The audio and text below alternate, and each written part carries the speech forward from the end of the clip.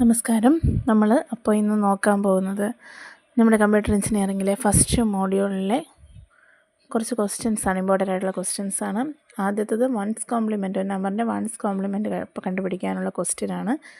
നമുക്കറിയാം, ഇതിലുള്ള ഓരോ ബിറ്റിൻ്റെയും ഇൻവേഴ്സ് എടുക്കുമ്പോഴാണ് അതിൻ്റെ വൺസ് കോംപ്ലിമെൻറ്റ് കിട്ടുന്നത്. അതായത് 1 0യും 0 1ഉം ആക്കുമ്പോഴാണ് എന്ത് കിട്ടുന്നത്, അതിൻ്റെ വൺസ് കോംപ്ലിമെൻറ്റ് കിട്ടുന്നത്.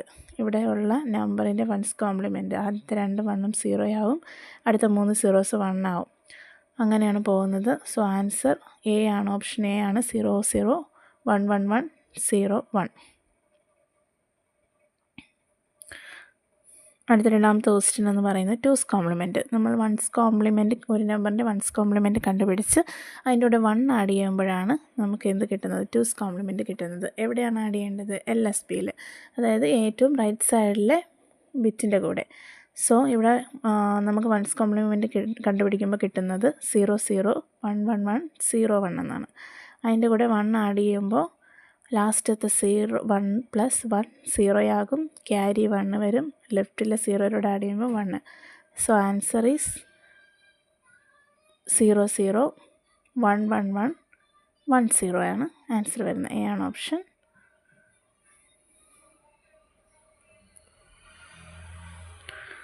അടുത്ത ക്വസ്റ്റ്യൻ എന്ന് പറയുന്നത് a group of 8 bit is called. അതായത് 8 ബിറ്റിൻ്റെ ഒരു ഗ്രൂപ്പ്, അത് എന്ത് പേരിലാണ് അറിയപ്പെടുന്നതെന്നാണ്. നമുക്കറിയാം എന്തിൻ്റെ പേരിലാണ് അറിയപ്പെടുന്നത്.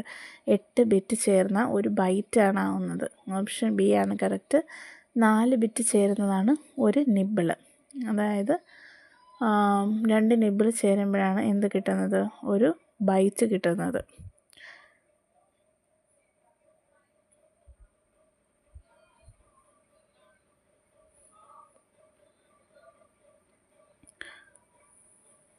അടുത്ത ക്വസ്റ്റ്യൻ എന്ന് പറയുന്നത് third generation computers are used. Third generation കമ്പ്യൂട്ടറിൽ എന്ത് ടെക്നോളജിയാണ് യൂസ് ചെയ്യുന്നത്? ഫസ്റ്റ് ജനറേഷനിൽ ഏത് ടെക്നോളജിയാണ്? വാക്യൂം ട്യൂബ് ടെക്നോളജിയാണ് ഏറ്റവും oldest technology. And second generation കമ്പ്യൂട്ടറിൽ ഏതാ യൂസ് ചെയ്യുന്നത്? ട്രാൻസിസ്റ്റേഴ്സാണ്. തേർഡ് ജനറേഷൻ കമ്പ്യൂട്ടറിൽ IC ചിപ്പാണ് യൂസ് ചെയ്യുന്നത്. ഫോർത്ത് ജനറേഷൻ കമ്പ്യൂട്ടറിൽ മൈക്രോ പ്രോസസ്സറാണ് യൂസ് ചെയ്യുന്നത്. ആൻഡ് ഫിഫ്ത്ത് ജനറേഷൻ കമ്പ്യൂട്ടറിൽ ഏതാണ് യൂസ് ചെയ്യുന്നത്? AI ടെക്നോളജിയാണ് യൂസ് ചെയ്യുന്നത്.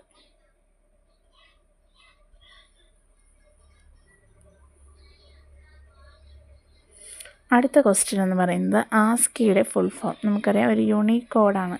അതായത് ഒരു എൻകോഡിങ് സ്റ്റാൻഡേർഡാണ് ആസ്കി എന്ന് പറയുന്നത്. നമുക്ക് ഒരുപാട് എൻകോഡിങ് സ്റ്റാൻഡേർഡ്സ് ഉണ്ട്. അതിൽ ഒന്നാണ് ആസ്കി എന്ന് പറയുന്നത്.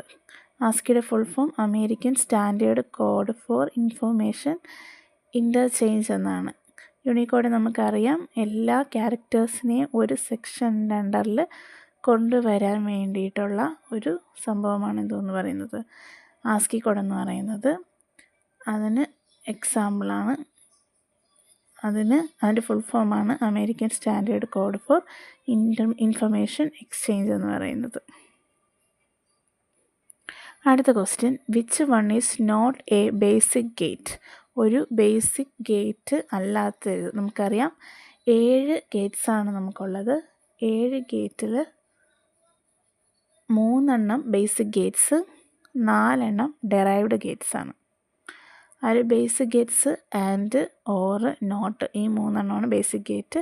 ബാക്കി 4 ഈ 3 നിന്ന് ഡെവലപ്പ് ചെയ്തെടുത്തിട്ടുള്ളതാണ്. അതാണ് XOR, XNOR ആൻഡ് നോട്ട്. അപ്പോൾ ഇവിടെ ബേസിക് ഗേറ്റ് അല്ലാത്തത് ഏതാണ്? XOR ആണ് ബേസിക് ഗേറ്റ് അല്ലാത്തത്. ബാക്കി നോട്ട് ആൻഡ് ഓർ ഇത് 3 ബേസിക് ഗേറ്റ്സ് ആണ്. അടുത്ത നെഗേഷൻ ഓഫ് ഓർ ഗേറ്റ്. അതായത് നെഗേഷൻ എന്ന് പറയുന്നത് അതിൻ്റെ ജസ്റ്റ് ഓപ്പോസിറ്റ് ആണ് നെഗേഷൻ എന്ന് പറയുന്നത്. ഇത് ഓറിൻ്റെ വിപരീത പ്രവർത്തനം ചെയ്യുന്ന ഗേറ്റ്. ഓറും നോട്ടും കൂടെ ചേരുമ്പോഴാണ് ഓറിൻ്റെ വിപരീത പ്രവർത്തനം അവിടെ നടക്കുന്നത്. ഓറും നോട്ടും കൂടെ ചേർന്നാൽ അറിയപ്പെടുന്നത് നോർ ഗേറ്റ് എന്നാണ്. നോർ ഗേറ്റിലാണ് അപ്പോൾ ഓറിൻ്റെ വിപരീത പ്രവർത്തനം നടക്കുന്നത്. അതേപോലെ നെഗേഷൻ ഓഫ് ആൻഡ് ഗേറ്റ് ആണെങ്കിൽ ഏതായിരിക്കും? നാൻഡ് ആയിരിക്കും. നെഗേഷൻ ഓഫ് എക്സ് ഓർ ആണെങ്കിൽ എക്സ് നോർ ആയിരിക്കും. ഓക്കെ, ഇതെല്ലാം ആ ഗേറ്റിൻ്റെ കൂടെ നോട്ട് ഗേറ്റ് ആഡ് ആകുമ്പോഴാണ് അതിൻ്റെ നെഗേഷൻ കിട്ടുന്നത്. അടുത്ത question, in signed magnitude representation zero represent. അതായത് സൈൻഡ് മാഗ്നിറ്റ്യൂഡ് റെപ്രസെൻറ്റേഷൻ എന്ന് പറയുന്നത് ഒരു ബൈനറി നമ്പർ പോസിറ്റീവ് നമ്പറാണോ അതോ നെഗറ്റീവ് നമ്പറാണോ? ഇപ്പോൾ 3യുടെ എഴുതുകയാണെങ്കിൽ എങ്ങനെയാണ്? 0 1 1 ആണ് അതിൻ്റെ ബൈനറി നമ്പർ. ഇത് പോസിറ്റീവ് 3 ആണോ അതേ -3 ആണോ എന്നറിയാൻ വേണ്ടിയിട്ടുള്ളതാണ് എന്തോന്ന് പറയുന്നത്, അതിന് സൈൻഡ് മാഗ്നിറ്റ്യൂഡ് റെപ്രസെൻറ്റേഷൻ എന്ന് പറയുന്നത്. സോ ഒരു പോസിറ്റീവ് നമ്പറിനെയാണ് നമ്മൾ ബൈനറി ആയിട്ട് എഴുതുന്നതെങ്കിൽ അതിൻ്റെ കൂടെ ആഡ് ചെയ്യുന്നത് 0 ആയിരിക്കും. ഒരു നെഗറ്റീവ് നമ്പർ ആണെങ്കിൽ അതിൻ്റെ കൂടെ ആഡ് ചെയ്യുന്നത് ഏതായിരിക്കും? 1 ആയിരിക്കും.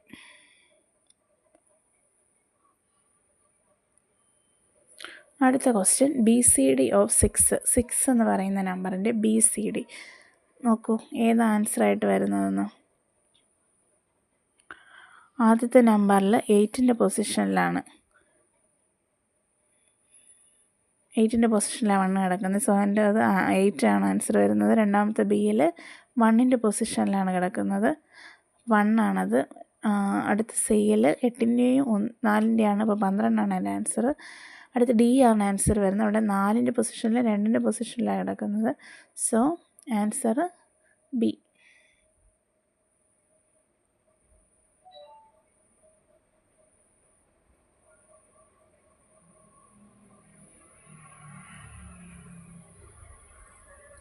അടുത്ത് base of binary number system.